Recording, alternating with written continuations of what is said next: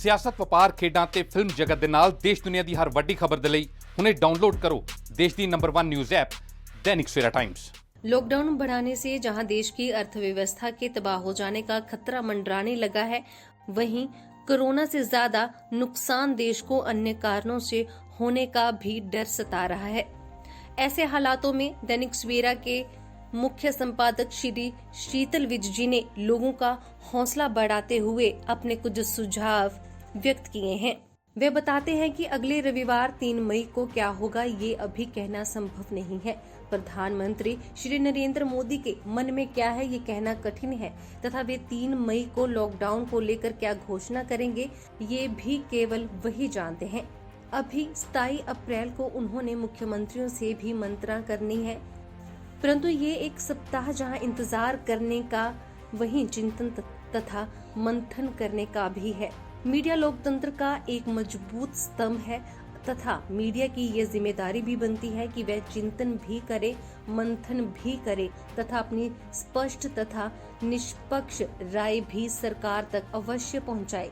इसी आशय से मैं जहां समस्त मीडिया घरानों से ये निवेदन करना चाहता हूं कि वे चिंतन मंथन करके अपनी अपनी राय 3 मई से पहले प्रधानमंत्री श्री नरेंद्र मोदी तक पहुंचाए। वहीं मैंने अब तक जो महसूस किया है उसे भी मैं अपने इस संपादकीय द्वारा अपने पाठकों की मार्फत प्रधानमंत्री की सेवा में प्रस्तुत अवश्य कर देना चाहता हूं। जब पहले दिन प्रधानमंत्री ने जनता कर्फ्यू की घोषणा की थी तो मुझ सहित देश के 90% लोगों ने श्री मोदी के उस कदम की सराहना की थी। फिर जब पहले लॉकडाउन की घोषणा हुई तब भी प्रधानमंत्री के उस निर्णय को समर्थन मिला। जब प्रधानमंत्री ने ताली और थाली बजाकर कोरोना से लड़ रही सेना का हौसला बढ़ाने की बात भी की तब भी राष्ट्र ने साथ दिया तथा जब दीप जलाने का अनुरोध किया गया तब भी लगभग देश की सारी जनता ने प्रधानमंत्री के अनुरोध पर दीपमाला की। लेकिन जब 14 अप्रैल को लॉकडाउन को 3 मई तक बढ़ाने की बात सामने आई तो देश के अंदर निम्न वर्ग तथा मध्यम वर्ग के साथ साथ उच्च वर्ग विशेष रूप से उद्योग जगत में भी घबराहट व्याप्त हो गई। वास्तविकता ये है कि कोरोना का प्रकोप शीघ्र रुकने वाला नहीं है तथा भविष्य में न केवल संक्रमित मरीजों की संख्या तेजी से बढ़ने वाली है बल्कि मृत्यु दर भी तेज होने वाली है। ऐसे में लॉकडाउन को बढ़ाने से देश की अर्थव्यवस्था के तबाह हो जाने का खतरा मंडराने लगा है तथा जितनी मौतें कोरोना से होंगी उससे भी कहीं ज्यादा मौतें अन्य कारणों से हो जाएंगी। वास्तविकता ये है कि अब समय आ गया है कि हमें कोरोना के साथ रहकर तथा उसके साथ लड़ते हुए जीना सीखना होगा। पहला लॉकडाउन बिल्कुल सही था तथा उस समय देशवासियों को कोरोना का सामना करते हुए कोरोना के साथ कैसे जीना है उसकी जानकारी देशवासियों को केंद्रीय सरकार, प्रादेशिक सरकारों, वैज्ञानिकों, डॉक्टरों तथा सामाजिक संस्थाओं द्वारा दे दी गई थी तथा इससे बचाव के काफी उपाय भी ढूंढ लिए गए थे। मास्क पहनना, ग्लव्स पहनना, एक दूसरे से फासला बनाकर रखना, बार बार हाथ धोना, पीपीई किट पहनना, क्या खाना क्या नहीं खाना जैसी बातें बताकर पहले लॉकडाउन में देश की जनता को सिखा दिया गया था। अकारण घरों से नहीं निकलना, व्यायाम तथा योग अभ्यास के साथ साथ इम्यूनिटी को कैसे बढ़ाना ये भी पहले लॉकडाउन के दौरान देशवासियों को समझा दिया गया था तथा अधिकांश लोग ये सब कुछ सीख भी चुके हैं।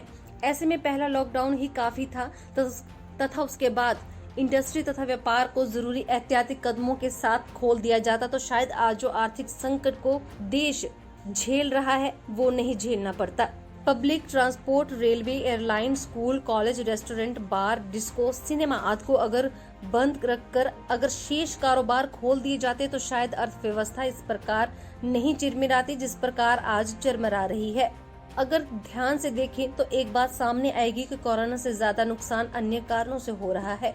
उद्योग व्यापार बंद हो जाने से जहां उद्योग जगत भारी आर्थिक नुकसान की मार झेल रहा है वहीं जीएसटी की कलेक्शन भी रुक गई है जिसके कारण न केवल केंद्र सरकार बल्कि प्रादेशिक सरकारें भी असहनीय घाटे में चली गई हैं। शराब तथा पेट्रोल की बिक्री रुक जाने से यहाँ पेट्रोलियम कंपनियां भारी नुकसान में हैं, वहीं सरकार को मिलने वाली एक्साइज ड्यूटी भी बंद हो गई है। सभी सरकारों को जहां स्वास्थ्य सेवाओं पर भारी खर्च करना पड़ रहा है वहीं बेकार तथा गरीबों की सहायता के लिए भी अरबों रुपए खर्च करने पड़ रहे हैं जिसके कारण सरकार पर कर्ज का बोझ बढ़ता जा रहा है तथा लॉकडाउन के कारण बैंक भी घाटे में चले गए हैं। लॉकडाउन के चलते अधिकांश प्राइवेट अस्पताल तथा डॉक्टर भी काम नहीं कर रहे हैं, जिसके चलते पहले से बीमार चल रहे कैंसर, टीबी, एड्स, किडनी तथा पीलिया तथा दिल के रोगी इलाज के अभाव से दम तोड़ रहे हैं। शराब की दुकानें बंद होने के कारण तस्कर कई गुना महंगी शराब लोगों को उपलब्ध कराकर लूट रहे हैं तथा ऐसे में नकली शराब भी बेची जा रही है, जो घातक सिद्ध हो रही है। टोल बैरियर बंद होने से सरकार तथा कंस्ट्रक्शन कंपनियों को भी भारी हानि उठानी पड़ रही है। अगर ये सब इसी प्रकार आगे भी जारी रहता है तो भारत की अर्थव्यवस्था धरातल में चली जाएगी तथा फिर से इसे पटरी पर लाना असंभव जैसा हो जाएगा। ऐसे में मेरी तुच्छ सी राय है कि 3 मई को गैर जरूरी कामों को छोड़कर अगर लॉकडाउन समाप्त कर दिया जाता है तो कोरोना से बचाव के उपाय इस्तेमाल करते हुए देश की गाड़ी को चला दिया जाता है तो ये अवश्य ही देश तथा देशवासियों के लिए लाभकारी रहेगा।